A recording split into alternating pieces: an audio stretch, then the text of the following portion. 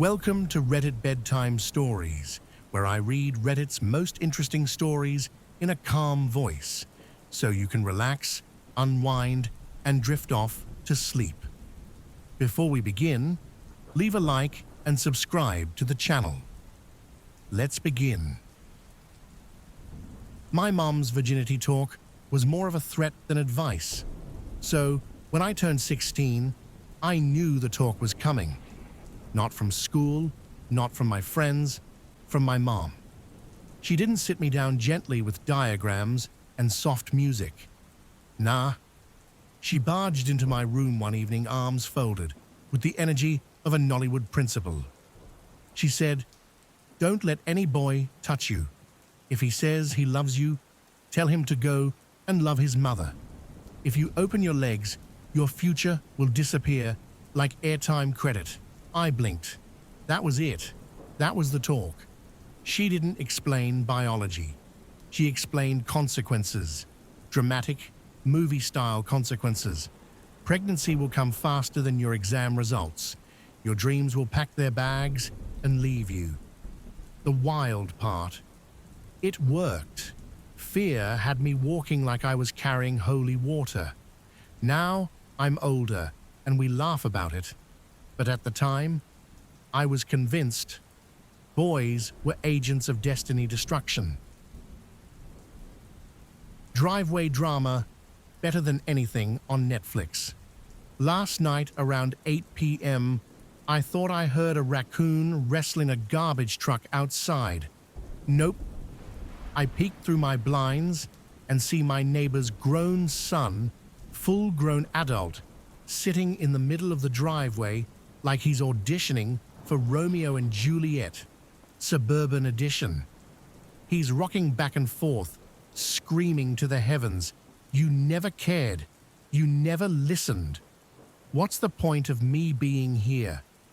Sir, please, I'm just trying to microwave my pizza rolls." Enter the dad, strolling out like he just woke up from a nap at Home Depot. The son immediately dials it up to Broadway levels. "You picked work over family. Mom covered for you all these years." Bro, I almost choked on my water. I didn't order live theater, but here we are. Then the mom storms out, like she's been rehearsing for this scene since 1998. She points at Dad and screams, "He's not wrong. Half his life, you've been a stranger in this house." At this point, I'm not watching. I'm invested. I'm basically the unpaid cameraman of their reality show. Plot twist, a car screeches up. Out steps the daughter, the one who escaped this circus a while ago. She slams the door and yells, "Why do I always have to be the referee?" Girl came in like the surprise guest star mid-season, delivering her one-liner with Emmy-level sass. Now, we've got the full cast son, sobbing like he's at Coachella. Mum screaming like she's in Judge Judy's courtroom. Dad sulking like his Wi-Fi got unplugged. Daughter rolling her eyes like she's been through this episode 100 times. The neighbors? Oh, we were all tuned in.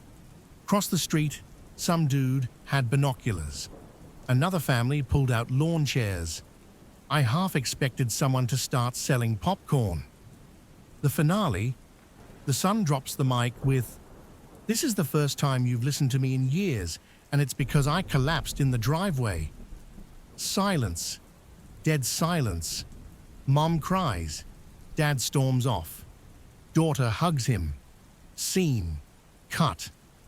I don't know if that was a one-night-only performance or episode 1 of a mini-series, but I'm charging my phone and making nachos tonight, just in case. I came home and someone had used my toothbrush. Last week I came home from work late. I live alone.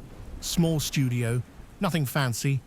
I went to brush my teeth and noticed my toothbrush was wet. Not just damp, used.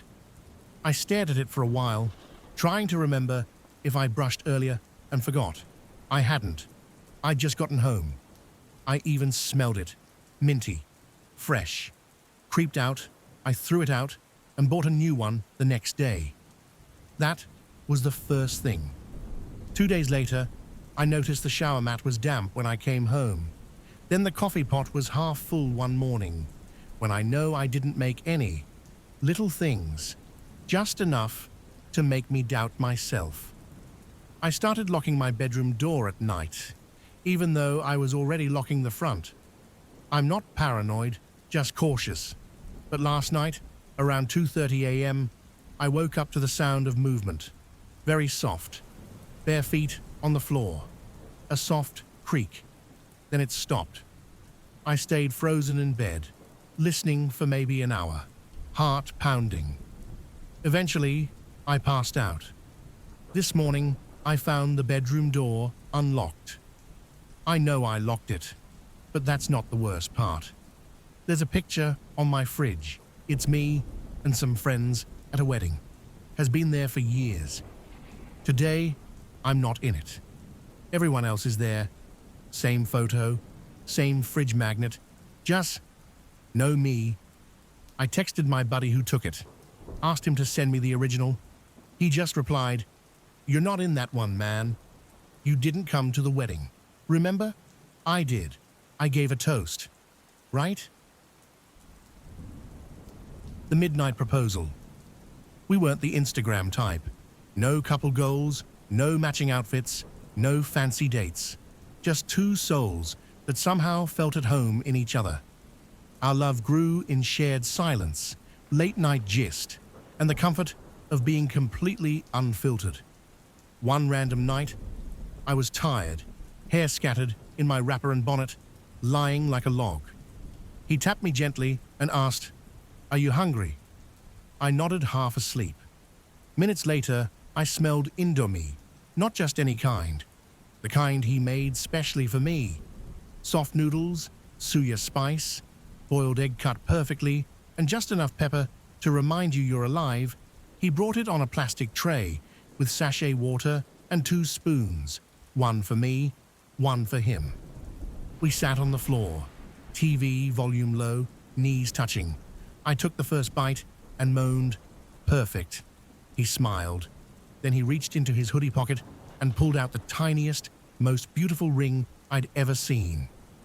"Let's do this life thing together," he whispered. Not loud, not shaky, just sure. No candles, no flowers, just vibes, pepper, and the kind of love that finds you in your wrapper and still chooses you forever. I said yes, with noodles in my mouth and tears in my eyes. Love doesn't always come loud. Sometimes it comes softly, with a spoonful of Indomie.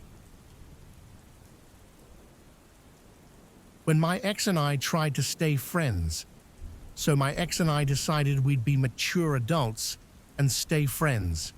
Big mistake. A week later, we went out for coffee just to catch up. I ordered first, and when I gave my name, the barista asked, "Do you want to add whipped cream?" Before I could answer, my ex loudly said, "No, they don't need it.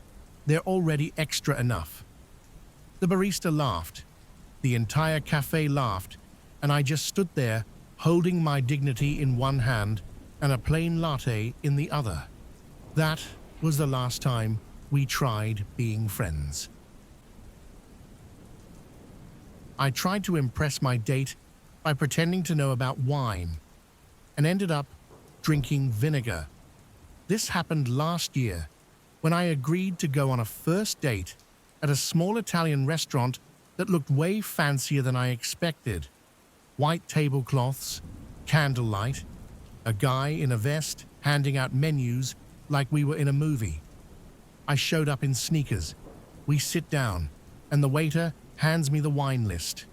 I panic because I know nothing about wine. Like my entire wine education is red with pasta, white with chicken, boxed with sadness. But I didn't want to look clueless, so I squint at the menu and say something like, "Ah, yes, this Barbera has good structure." She nods politely. I don't think she believed me for a second. I pick a random bottle, not the cheapest, not the most expensive, and the waiter brings it over with the whole swirl sniff sample ritual. I try to play it cool, take a sip, and say, very earthy. It tasted like battery acid and regret, but I committed. I said it was great, so he poured us both a glass and walked off. My date takes one sip, pauses, and goes, "Did you just order cooking wine?" Turns out I misread the menu. What I picked wasn't a bottle of wine, it was literally a bottle of house-red cooking vinegar they use in their kitchen. It was listed separately under ingredients they sell to take home. The waiter must have thought I knew what I was doing and assumed it was some weird flex. We both start laughing, and she tells me, "You could have just said you didn't know anything about wine, you know." I told her, I clearly don't have a problem lying under pressure. Somehow, that actually broke the ice. We ordered sodas, shared a pizza, and had a great time.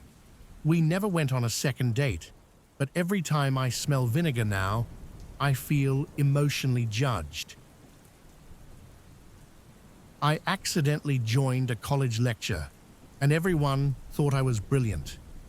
I was in town visiting an old friend and needed a quiet place to charge my phone. I wandered into a giant lecture hall on campus, thinking it'd be empty. It wasn't.